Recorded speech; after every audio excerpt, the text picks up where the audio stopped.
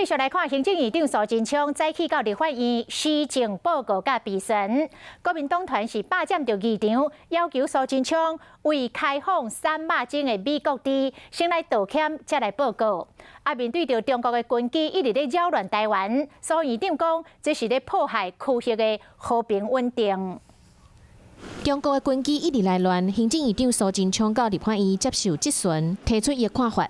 我们也看到中国不断的以军机军舰绕台，造成区域和平稳定的破坏，这不是一个负责任国家应该有的作为，也被全世界各国所关注谴责。敢会亲像前总统马英九讲的，美国官员来的阶级愈悬，台湾和美国的愈紧张。苏贞昌讲。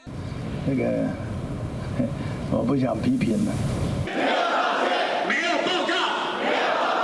政府开放食肉精美国猪肉入来台湾，国民党团搁一摆甲台湾猪的红仔搬来议场，要求苏贞昌先道歉再个报告。退辅会主委房世宽，伊这所在去占去啊，真无奈，走去2楼看1楼。